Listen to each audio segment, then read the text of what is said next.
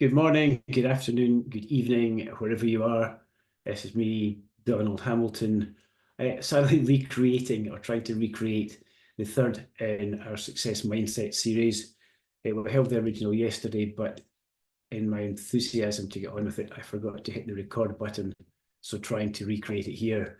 So you will get the content, we'll go through the slides. Unfortunately, you will miss out on the interaction, questions, and the discussion that we had. As I recall bits of it, I will try and introduce that. If you haven't looked at any of these before, what's this series all about? It's based around the fact that, as you can see here, successful executives have internal programs that they have learned. No one is born with a mental program to be successful or not to be successful. They're programs that we learn and run. And while many people have high performance mindsets that they've learned, many also are held back because they run mental programs that hold them back. Things like anxiety, imposter syndrome, fear of success, fear of failure. They're programs that have been somehow put into your unconscious mind. And once they're in there, it's very difficult to shift them just using your conscious mind. But the number of tools, techniques, and things that we can use to alter that mindset, take away the negative, limiting beliefs, negative patterns that we run, and install really good ones. As I see here, success is not an accident. It's created by ways of thinking and acting. And what we try to do in this series and my newsletters is develop the capability, the mindset to overcome these limiting beliefs and practices and develop the habits and mindsets of high performers. This is session 3. It was about building and maintaining relationships as part 1. We're going to run this in 2 parts, possibly 3, but certainly 2 parts. And this is part 1. And look about relationships. We're talking here particularly about business relationships. And to my mind, that's the ability to deal well and constructively with someone, both generally and on substantive issues. So even when the going gets tough, when you're dealing with knotty topics in which you have different views, different viewpoints, you can actually deal well with the person and, as we say, separate the person from the problem and keep a good relationship with the person while seeing the problem as a shared challenge. And you'll see the hallmark of a good relationship is that you can consider issues of substance as a shared endeavour, as a shared challenge, without blaming or criticising the other person. So, as I mentioned, you separating the person from the problem and being unconditionally constructive in the relationship while taking the problem as a shared challenge, as something that you both want to get resolved. And one of my favourite quotes, a good relationship is a function of behaviour, not personality. We often think that, well, I get on well with a person, you get on well with a person. It is just that we have similar beliefs, similar values. It's just our personality. Generally, it's not, particularly not in the business context. It is much, if not more, a function of relationship than it is of personality. And today we're going to look a bit about how you can help develop the right behaviours and how you can start to build those relationships. I'd like to just pause for a second and ask the question, what are the 3 most important aspects of a good relationship? I've run this session many times with many different groups, and there are a few things that are mentioned regularly. The 3 that come up all the time, the most common ones that are regarded as most important are, first of all, rapport. Secondly, trust. And third, communication. And in this session, we're going to look at rapport and trust. And in part 2, in a couple of weeks' time, we'll look at communication. So how do you build rapport with someone, even when you have nothing in common? You find that in your personal life, you usually have something in common with the people you have rapport with or friendship with. If you look at your friendship group, you'll find you have some sort of shared interests, shared beliefs, shared backgrounds. It might be school, it might be university, it might be a common interest or a common pastime. But over time, you've come together around these and developed a relationship. You don't always get that luxury in business. And sometimes you're thrown into a meeting or a session with someone, even a negotiation with someone who you don't know, you've never met them before, you have nothing in common, and you have to build a relationship quickly because frankly you've got to get the work done. So how do we do that? Fall back on my NLP training and use the NLP building sort of rapport building approach. It involves a number of concepts. There's mirroring and matching. We're going to dive into each of them, and then using representation systems. Now, mirroring and matching is interesting. It's even, as Mark Twain said, we're creatures of influence. As a rule, we do not think, we only imitate. And that's basically the core essence of mirroring and matching, because people like to follow. They like to be part of the crowd. They like to fit in. And they also like to look for people that are very like them. And who is most like you? It is the person in the mirror every morning. And that's the premise behind mirroring and matching. That if you start to mirror what a person is doing and match what the person is doing, they will start to subconsciously identify that with their own behavior and quickly start to build rapport and feel increasingly comfortable with you. The number of elements, number of dimensions in which you can do this. I usually start, if I can, it's not always the case, by making sure we have a common view of the intention, find out what the person's intention is, and if I can, I agree with it. So instantly we realize we have a shared intention, we have a shared goal. But then there's physiology. You may well have heard of this before, but if someone starts to move their hand, you mirror that movement, not necessarily at the same time, maybe leave a gap of 15 to 20 seconds, but something close to it. It doesn't have to be exactly the same movement. If they hold their head at a particular angle, you match that. If they shift in their chair, you match that. And Mark Twain observed it, but this whole concept was developed much further by Richard Bandler and John Grinder, the founders of NLP, who really sort of started to break down how this mirroring and matching worked and how it could be used to create rapport quickly, even with people that you don't know. And they observed very quickly that once you start basically following a person's movements, you'll very quickly build rapport with them. And just to go off at a slight tangent here, talk about rapport in this context of moving together to develop a relationship together, to start thinking together, not really rapport in the broader sense of you get on well with someone, you have some nice times together. It's very specifically around developing a relationship quickly based on believing that subconsciously that you're very like each other. So the first one is physical movements. One thing is, if you get caught out doing this, it can be quite embarrassing, but then the person on the other side may well be using different psychological elements that they have learned.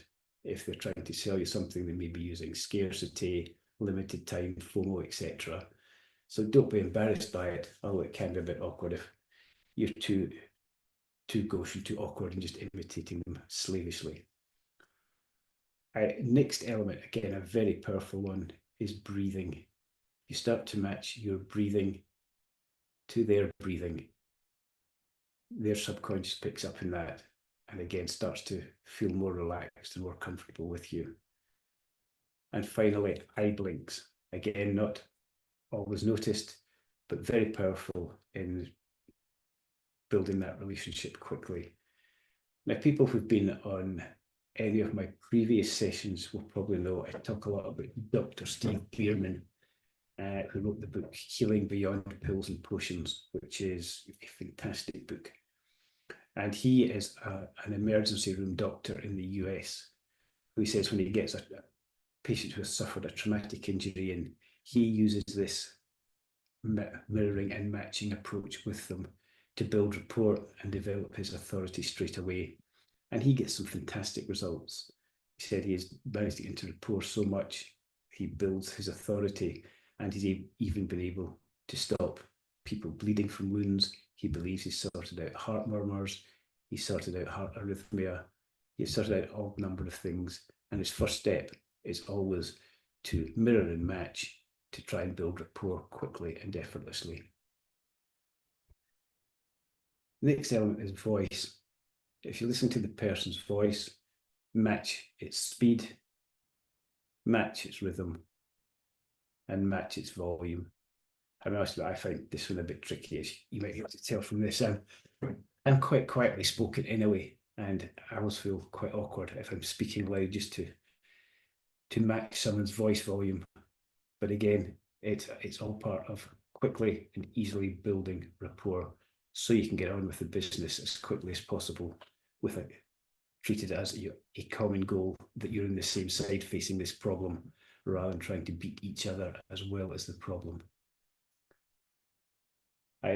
Next area is representational systems. If you were on the first session where we looked at how your mind works, we spoke about this, but I'll assume that nobody was on it.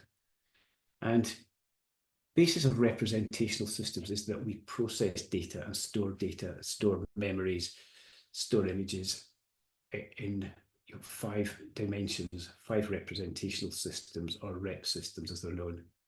Thankfully, these align with our senses. So there's visual, what we see, auditory, sounds, kinesthetic, feelings, gustatory, food, and olfactory, gustatory, taste, and olfactory, smell. Of these, the most important are, you've heard of the VAK, visual, auditory, and kinesthetic, where we see things in pictures or visualize them. We hear things either externally or through self-talk, and we feel things in our body, usually often in our chests, particularly in times of great emotion. But everyone has a primary rep system. I think the rep system in which they are most comfortable. We all use all the systems regularly, but there will be one in which you are primary. And if you communicate far more easily, and everyone else communicates far more easily in their primary rep system. So if you can match someone's primary rep system when you're talking to them and in your discussions with them, again, you're literally talking their language, and that breaks down barriers and helps you work together and build a relationship. How do you work out rep systems? How do you even work out your own? Digress a bit. I live out in Surrey and lived in this house for a number of years now. But when we were looking at this, we got our final choice down to 3 houses. I'm going to describe each of them and see which one you would have chosen. First house looked beautiful. As we walked in, we noticed the light coming through the front door behind us. The front door had nice stained glass. As you walked down the hallway, you noticed that the wooden floor just seemed to glow. It caught your eyes. You walked into the living room and were taken by the beautiful plants they had scattered around. I thought we could do that. We walked into the kitchen and they had a roof lantern which filled the kitchen with this beautiful light, and the kitchen looked out onto a lovely garden where you could see the green of the lawn, see the beautiful flower beds laid out. And I thought, yeah, we can see ourselves living here. Second house we went into, and it was about 100 years old, and the door creaked as it opened it. We walked in and I just heard our footsteps echoing in the hallway as we walked down. We thought, yeah, it's just has the sound of an old, comfortable house. And we went through to the kitchen there, and they opened the back door, and we heard the bird song, heard the tinkle of a fountain from the next door garden. It's almost heard the house speaking to us saying, this is the one. Third house we went into, and we walked in, it felt old. We could run our fingers down the walls and feel the stone under our fingers. And it just felt right. It was comfortable. It was relaxing. We walked through to the kitchen, out into the garden, felt the grass under our feet. I thought, yeah, this feels like home. Which one do you think we chose? The fact is, they're all actually the same house. You may well have picked that up anyway, but each described in a different rep system. The first one was visual. We talked about the light, the colours. Second was auditory. We talked about the sounds and what you could hear. And the third was kinesthetic, the feelings we got from the house. So that's how you can tell your own. If you said, if you thought it was the first house you'd have chosen, you're probably visual as your primary rep system. If you thought it was the second, you're probably auditory. If you thought it was the third, you're probably kinesthetic. And that's useful, but partly dispositive. How do you know what another person's rep system is? That's when we come to eye accessing. And if you can imagine this is a right-handed person looking at you, if when you ask that person a question, they're trying to get back a memory or think about something, if they look up or to the side, they're recalling it or creating it in a visual dimension. They're seeing a picture of it. If they look to one side or the other, their auditory rep system is in play. If they look down to their right, they're feeling it. It's kinesthetic. They're basing their answer, their thought around the feeling they get. And if they look down to the left, they're probably having an internal discussion as to where can I find this? So it's probably what NLP is best known for, is eye accessing. One part of it is visual, above your head, auditory, towards your ears, kinesthetic, down to your right-hand side, internal dialogue, down to your left, or auditory digital, which is people only really like yes-no answers, but generally internally dialogue. The second aspect, which is probably what most people think about when they hear NLP, is when is someone making something up? Often confused with someone lying, but that's not necessarily the case. And again, looking at this, if this is a right-handed person looking at you, and if you ask them a question and they look up to their left, they're trying to recall it visually. If they look towards their left ear, they're trying to recall it auditorily. If they look down to the right, they're trying to recall it kinesthetically. But if they look up to the right, they're constructing it, they're making it up. If they look to the right, they're anticipating and making up, constructing what it will sound like. But that doesn't necessarily mean that they are lying. And this has caught out many HR professionals, recruitment professionals over the year, because they would ask someone in an interview, what skills did you use in the past job and how will you bring them to this job that you're applying for? So the person would look up to the left as they remembered what skills they had in their last job. They would then look up to the right to construct how they would use that in the new job. So they're not lying, but they're having to construct it because it hasn't happened yet. But the HR person, the recruitment person, having been vaguely aware of this NLP, would, we shouldn't hire them because they're lying, when in fact they weren't. But so it's visual, auditory, kinesthetic, recall, construct. And so if you watch the person's eyes, you can ask deliberate questions. For example, a good one is, where did you go on your last holiday? They will look almost certainly to the left because they're trying to recall it. And you'll know if they look up, maybe they're thinking of a picture of the beach. If they look directly sideways, maybe they're thinking of the sound of the waves breaking in the shore. And you can very quickly, that way, by asking a couple of questions and watching their eyes, work out what is their primary rep system, what is likely to be. A great exercise, it's actually a bit of fun as well, is to look at people being interviewed on the news with the knowledge of what we've just spoken about. And it is uncanny as you watch people's eyes with this knowledge, knowing what's going on in their head and how they're processing stuff.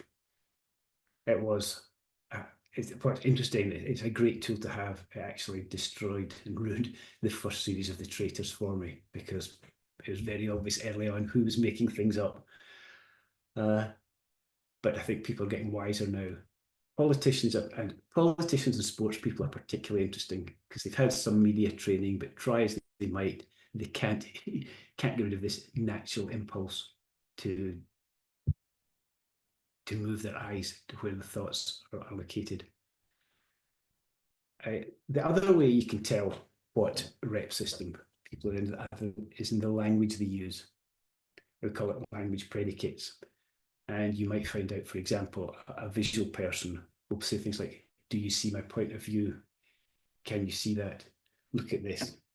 They'll use words that have visual connotations. In the same way, people who are auditory as their primary rep system will be, do you hear what I'm saying? Does that ring a bell? How does that sound to you? If they're primarily kinesthetic, things like, how do you feel about that? Does that give you a good feeling? The language they use will be predominantly words that indicate feelings.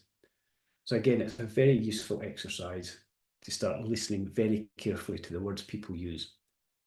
You have to filter out. There are some common idioms that imply one rep system. So you've always got to filter them out and look over the pattern of a discussion and say which pattern of language, which predicate do they use most often, taking out these things that become called bon mots or just normal patterns of speech. And doing this, start it from your first contact. As you may know, I also have a hypnotherapy practice, and you very quickly get into the habit of, from the second someone walks in the door, even when they think you're just saying hello and asking them about their holiday, you're observing where their eyes are moving, you're observing the type of language they're using. So I'm starting to think, what's this person's primary rep system? How are they moving? So I can start using language that aligns with their language patterns. And you can spot these things even before anything formal starts. They may believe it's small talk or that you're not paying attention, but you'll get your best read when a person their guard is down and that you're just having small talk. Second concept I'd like to talk about is pacing and leading. First one is the mirroring and matching, but within mirroring and matching, there is pacing and leading. Pacing is generally when you are following what the other person does. And just so we're clear, this happens, it's imitating, this imitative behavior, this pacing to other people happens whether you're consciously aware of it or not. If you look at any group of people standing in a pub or something, you'll very quickly spot that if one person, he scratches his ear, one or two other people in the group will do that very shortly afterwards. That's because we are naturally imitative in our behavior, and even without thinking about it, we will start to imitate. You probably notice in the cinema as well, if you're in the cinema and someone in the front row coughs, 5 or 6 other people will cough at the same time because you're focused on the same thing and rapport is building. So pacing is when you're following someone else. Once you've started that and you can feel rapport building, you can move into leading, where, for example, you are trying to get the other person to follow your lead. So you're sitting with your legs out in front of you, both of you, cross your legs and see if they cross theirs too. And when that happens, you realize you're starting to lead the behavioral shift. I know one person who uses this in sales training and says, do not try to close the sale until you know you are leading. But once you're leading, you can start to set the direction of the discussion, start to set the direction of the intention. And frankly, it magnifies your persuasive influence. Right, well, it says that there. you can persuade someone better when you're in the mode of leading them. And once the report has started, it builds its own momentum. And finally, just be aware, it is not unidirectional. The other person could be doing it too, whether they're consciously aware of it or not. So if you're not leading, it may be that you're being led. But at least be aware of this. Even if you choose not to use it, be aware of it. Otherwise, you could find yourself becoming subject to it. Moving on quickly to trust. And this is one of my favorite versions of the trust equation. I've seen a number of trust equations, but this is one I always come back to. It's by David Maister from the book The Trusted Advisor. And its trust is credibility plus reliability plus intimacy divided by self-orientation. And another of my favorite quotes, you can't talk your way out of something you've behaved your way into, which is not part of David Maister's stuff, but it's a quote I really like and use a lot and believe absolutely in. But the trust equation, trust equals credibility plus reliability plus intimacy divided by self-orientation. Very quickly, what do each of these mean? Credibility, which is probably the most easily and quickly established of them. This is your credentials, your reputation, your demonstrated ability, and your honesty. And that usually happens quickest and it's easiest to get because that started at things you have done in the past. If you get a track record, if you've got good reviews, your credibility is going up there. If you can produce credentials from other similar jobs you've done, your credibility can grow very quickly. Reliability is probably second. It starts, you may have a little bit of it, reputation for it before you arrive. But when you're with the person, you're really doing what you say you will do, when you say you'll do it, and keeping your promises. No surprise there. Intimacy, it's not personal intimacy. It is deep knowledge of the other person and their business. So you really understand what drives them, what their interests are, and also being comfortable having a discussion with them about sensitive, difficult issues. And if you've got the right relationship, you can do that without becoming defensive, without becoming aggressive, without challenging them. You can treat them as shared issues. And finally, in the self-orientation, that is, as you'd expect, I also call this self-interest.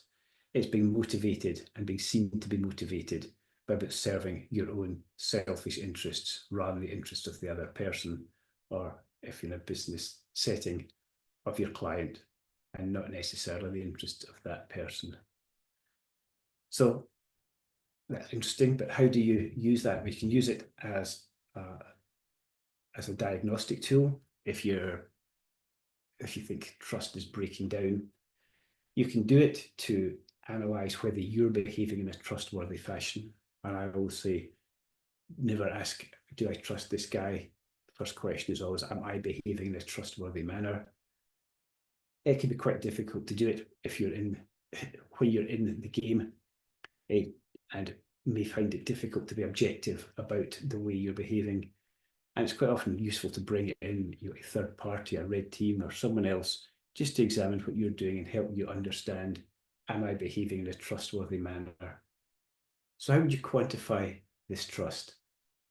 I would score each component out of 10. You can do it out of 100 if you want, but that seems to add a level of granularity that's probably not required, as a lot of this is slightly subjective. So if credibility was 8, you've come in with a good reputation, you've delivered similar work in the past well. Reliability is 5, your relationship is quite early, for example, but you're doing what you say you will do when you say you will do it. But intimacy is 2, relationship is still early, you don't quite know the person's business inside out, you don't know what drives them, what's sensitive to them, and that's fine. So these numbers are not untypical of an early stage of a relationship. And self-orientation is 5, you're not completely enthralled to what the customer wants, putting all your own self-interest aside, but at the same time, you're listening, you're interested, you're not completely driven by what you or your employer wants. So in this case, the trust score, credibility 8, plus reliability 5, plus intimacy 2, gives you 10, gives you 15. Divided by 5 is a trust score of 3. Not untypical early in a relationship. Perfection would be a score of 30. It is unlikely you'll ever achieve that. But a realistic target that you should really be aiming for is between 12 and 20. Biggest driver of it is the self-orientation. It is very easily to fall into the trap of being self-oriented. I did a call this morning actually where I found myself falling into that trap, telling someone about my solution to a problem before I'd actually listened to it. So you've got to keep your focus on it a lot. But any of the others can very quickly be undermined if you don't keep an eye on them. That's the substance of the call, or what we talked about. There was a good 10-15 minute discussion afterwards, which sadly we can't recapture because I forgot to hit the record button. But I hope that's useful. I'd love to see you in the next session in 2 weeks' time, and I will do my very best to record that if you can't make it. Cheers.